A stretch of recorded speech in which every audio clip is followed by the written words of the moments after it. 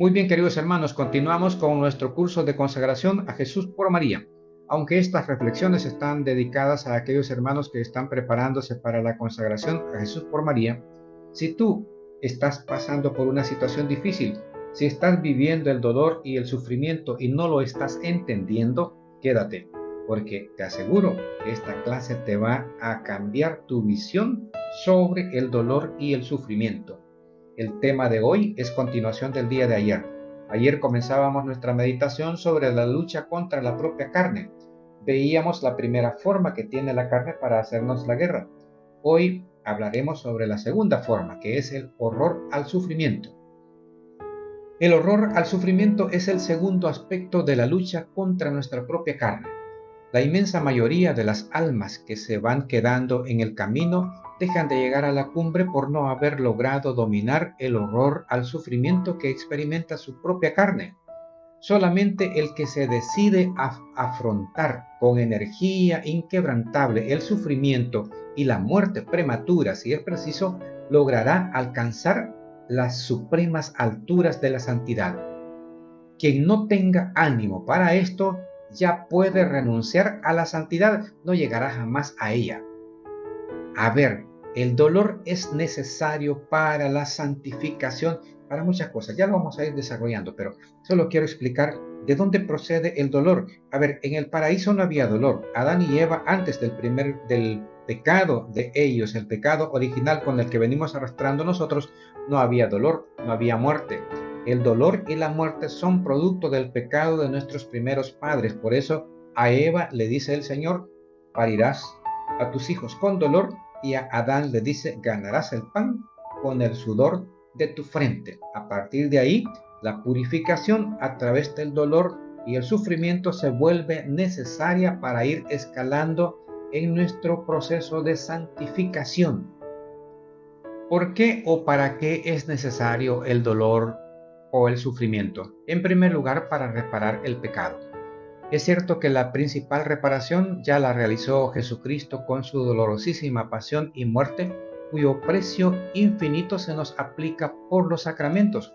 Pero falta algo a la pasión de Cristo, se atreve a decir San Pablo, que deben ponerlo sus miembros cooperando con Cristo a su propia redención. Nosotros tenemos que cooperar con nuestra propia redención, y eso lo hacemos a través del dolor y el sufrimiento unidos a la pasión de Cristo.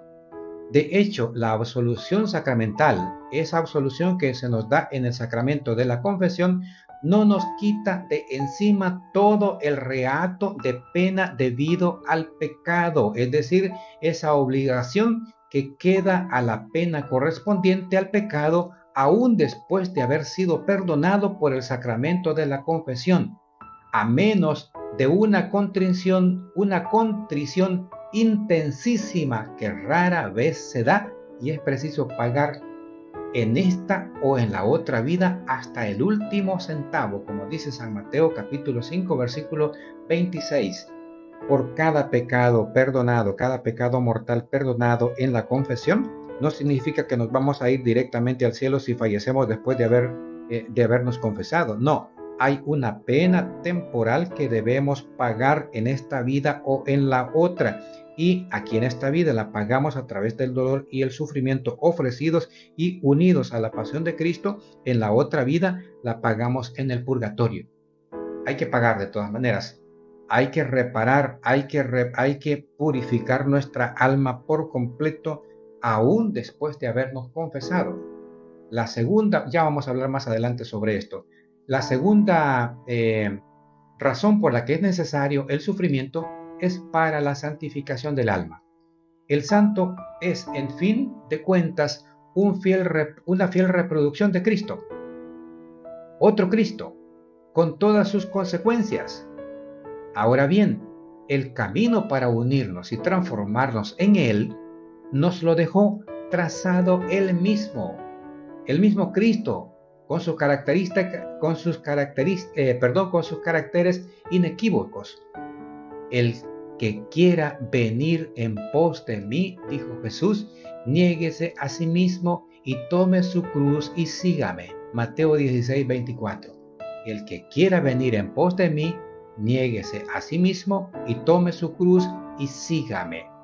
No hay otro camino posible. Es preciso abrazarse al dolor, cargar con la propia cruz y seguir a Cristo hasta la cumbre del Calvario, no para contemplar cómo le crucifican a Él, sino para dejarse crucificar al lado suyo. El camino al cielo pasa necesariamente por el Calvario. Pedro, Santiago y Juan, cuando estaban allá en el monte Tabor en la transfiguración, le dijeron a Jesús: mira, Jesús, ¿por qué no nos quedamos aquí mejor? Hagamos 3 chozas, una para ti, otra para Moisés y otra para Elías. Aquello que estaban contemplando ahí, claro que era bonito, era maravilloso contemplar la gloria de Dios. No puedo imaginarme cómo estaban ellos emocionados y no querían bajar de ahí, porque al bajar de ahí tenían que continuar con ese camino hacia Jerusalén y hacia el Calvario, y eso no lo querían ellos.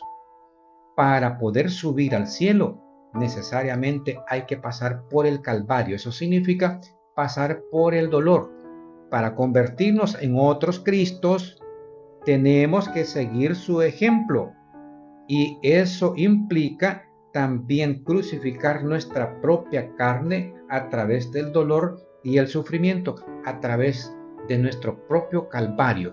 Yo sé que esto está costando para muchos. Esta meditación de hoy va a costarle entender a muchos, porque estamos acostumbrados a un mundo que está buscando cada vez vivir mejor, disfrutar de la vida, darle placer a los 5 sentidos, como hablábamos el día de ayer, como meditábamos el día de ayer.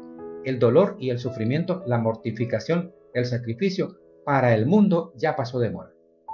Y puede sonar ridículo, puede sonar una locura. Déjenle eso a los monjes, déjenle eso a los cartujos, déjenle eso a aquellos ermitaños que vivían en el desierto, causándose mortificación y bueno, haciendo penitencia, pero para nuestros tiempos esto no. Entonces, a lo mejor para algunos les está costando entender esto. Sin embargo, el sufrimiento tiene una excelencia. Hablemos sobre eso, sobre la excelencia del sufrimiento. La excelencia del dolor cristiano aparece clara con solo considerar las graves ventajas que proporciona al alma. Los santos se dan perfecta cuenta de ello, y de ahí proviene la sed de padecer que devora sus almas. Los santos entienden esto, entienden el beneficio del dolor y el sufrimiento.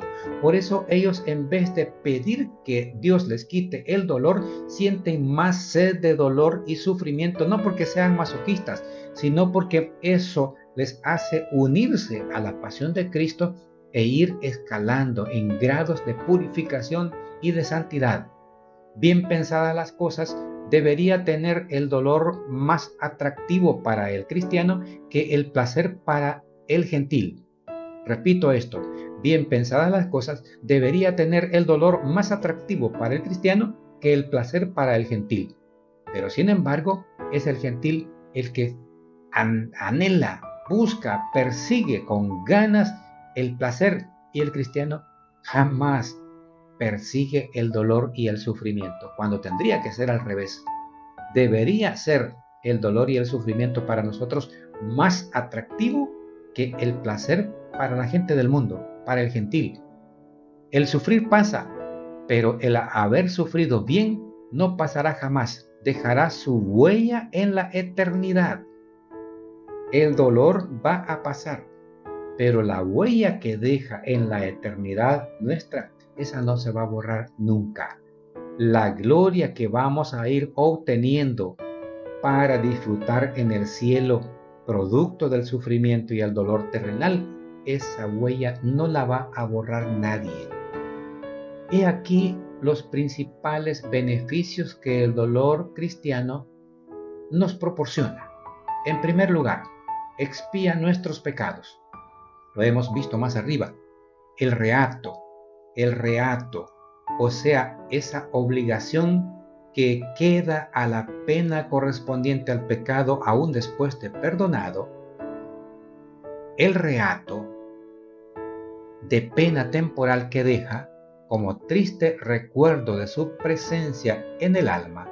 El pecado ya perdonado hay que pagarlo enteramente a precio de dolor en esta vida o en la otra. Hay que pagar por cada pecado, hay que pagar en esta vida o en la otra. Es una gracia extraordinaria de Dios hacérnoslo pagar en esta vida con sufrimientos menores y meritorios antes que en el purgatorio con sufrimientos inquebrantablemente mayores.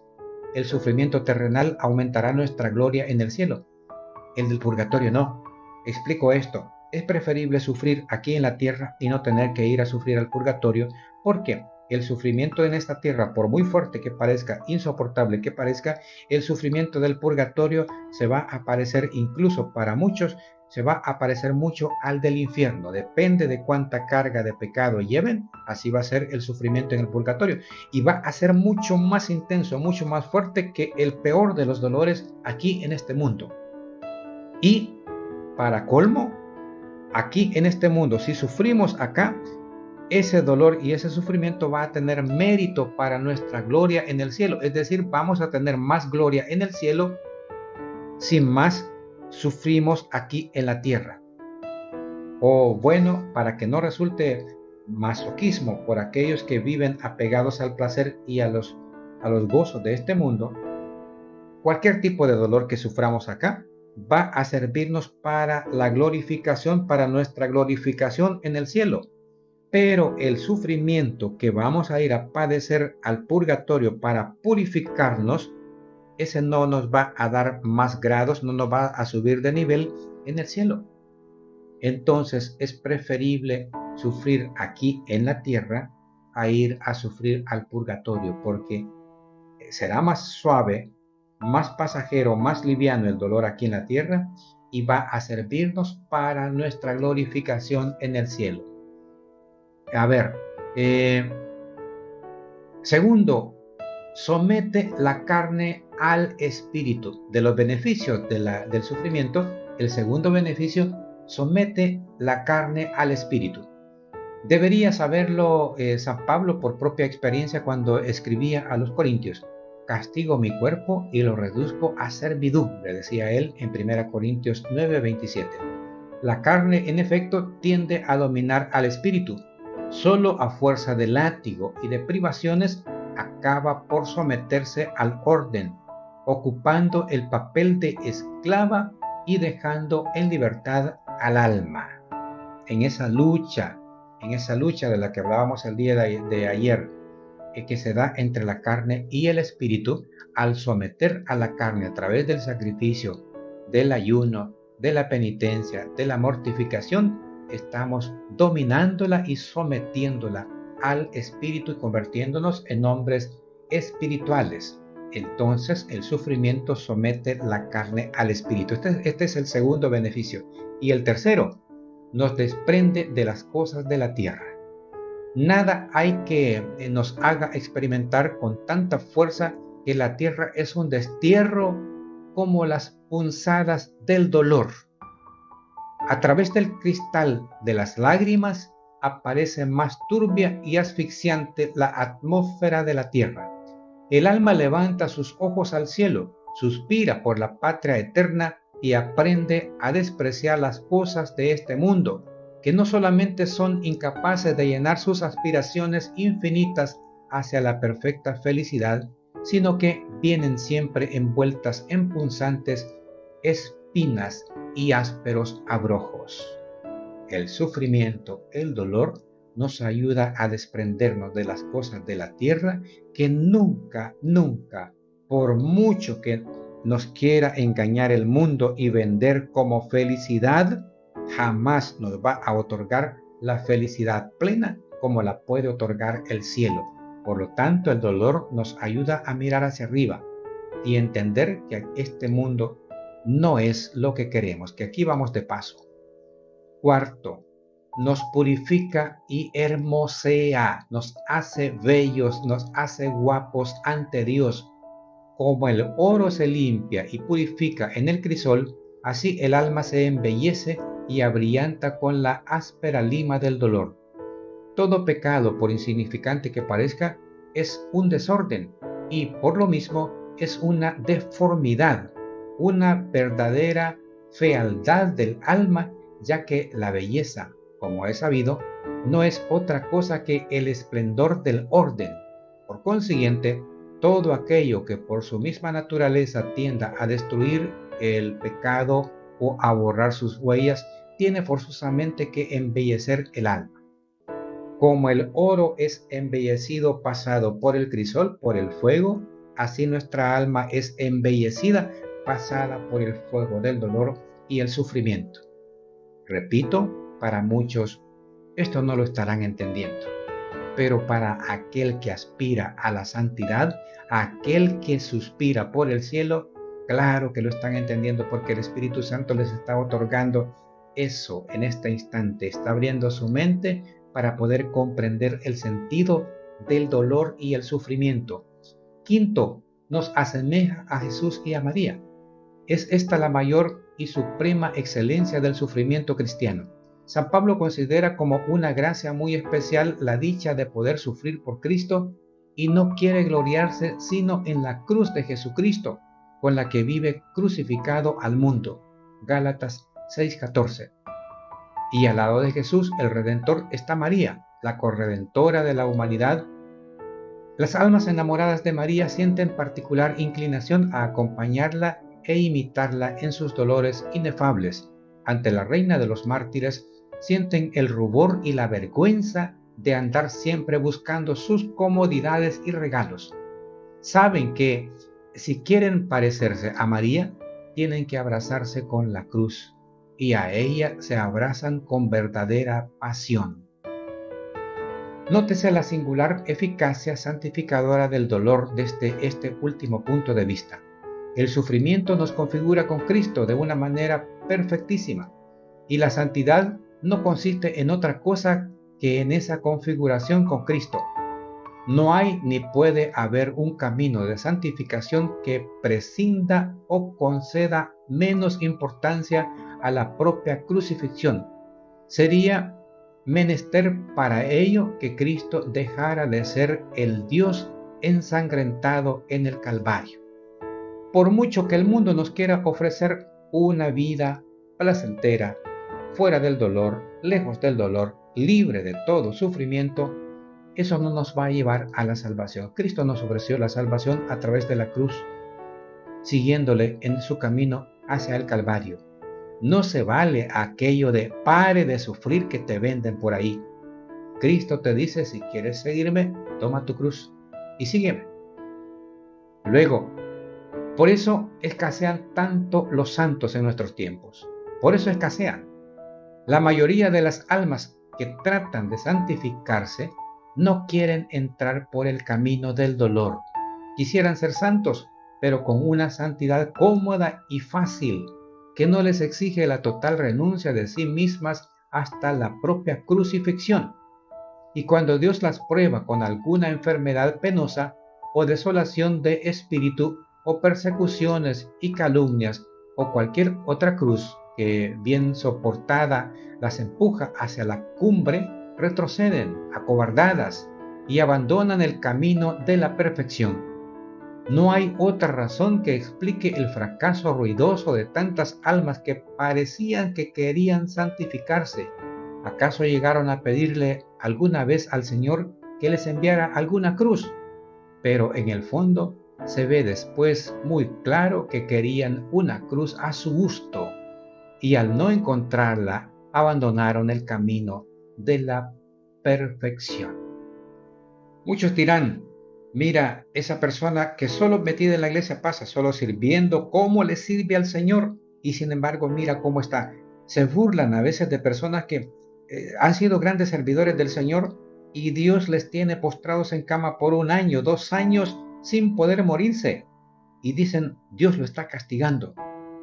No, lo que está sucediendo es que Dios le ama tanto a ese siervo suyo, que le está otorgando una gracia. Los santos lo consideraban así, como una gracia. El dolor y el sufrimiento lo consideraban como una gracia que sentían no merecer de Dios, y por eso pedían más y más sufrimiento, no por masoquismo, sino porque lo consideraban como una gracia para unirse a la pasión de Cristo y para purificar sus pecados y poder conseguir la salvación.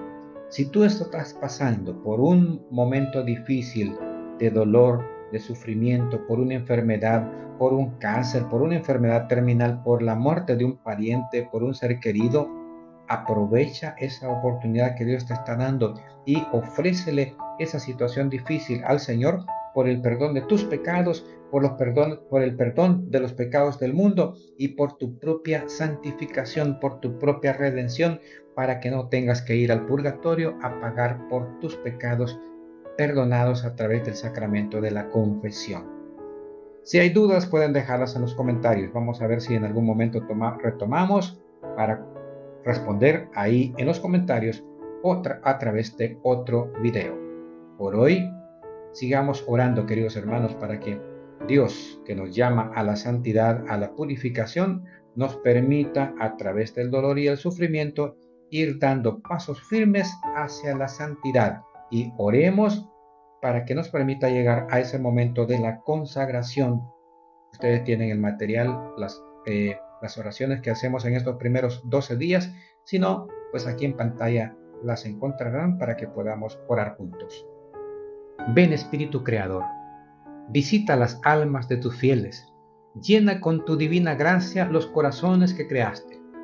Tú, a quien llamamos Paráclito, don de Dios Altísimo, fuente viva, fuego, caridad y espiritual unción.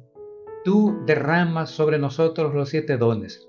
Tú, dedo de la diestra del Padre, tú, fiel promesa del Padre, que inspiras nuestras palabras, ilumina nuestros sentidos, infunde tu amor en nuestros corazones y, con tu perpetuo auxilio, fortalece la debilidad de nuestro cuerpo. Aleja de nosotros al enemigo, danos pronto la paz, sé nuestro director y nuestro guía, para que evitemos todo mal. Por ti conozcamos al Padre, al Hijo revélanos también. Creamos en ti su Espíritu por los siglos de los siglos.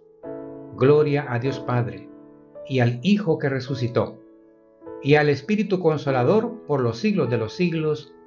Amén. Salve, estrella del mar, madre que diste a luz a Dios, quedando perpetuamente virgen, feliz puerta del cielo. Pues recibiste aquel ave de labios de Gabriel, ciméntanos en la paz, trocando el nombre de Eva. Suelta las prisiones a los reos, da lumbre a los ciegos, ahuyenta nuestros males, recábanos todos los bienes. Muéstranos que eres madre, reciba por tu mediación nuestras plegarias el que nacido por nosotros se dignó ser tuyo. Virgen singular, sobre todos suave, haz que libres de culpas seamos suaves y castos. Danos una vida pura, prepara una senda segura para que, viendo a Jesús, eternamente nos gocemos. Gloria sea a Dios Padre, loor a Cristo Altísimo, y al Espíritu Santo, a los tres un solo honor. Amén. Proclama mi alma la grandeza del Señor. Se alegra mi espíritu en Dios mi Salvador, porque ha mirado la humillación de su esclava. Desde ahora me felicitarán todas las generaciones, porque el Poderoso ha hecho obras grandes por mí. Su nombre es santo y su misericordia llega a sus fieles de generación en generación. Él hace proezas con su brazo, dispersa a los soberbios de corazón, derriba del trono a los poderosos y enaltece a los humildes. A los hambrientos los colma de bienes y a los ricos los despide vacíos. Auxilia a Israel, su siervo, acordándose de su misericordia, como lo había prometido a nuestros padres, en favor de Abraham y su descendencia por siempre. Gloria al Padre, y al Hijo, y al Espíritu Santo, como era en el principio, ahora y siempre, por los siglos de los siglos. Amén. Dulce Madre, no te alejes, tu vista de mí no apartes. Ven conmigo a todas partes y solo nunca me dejes. Ya que me quieres tanto como verdadera Madre, haz que me bendiga el Padre, el Hijo y el Espíritu Santo. Amén. Les esperamos mañana, queridos hermanos, una vez más para que continuemos este itinerario de preparación para esa consagración a Jesús por María. Hasta mañana, queridos hermanos. Compartan este video y si no están suscritos a este canal, pues suscríbanse para que puedan recibir las notificaciones cada vez que publicamos nuevos videos.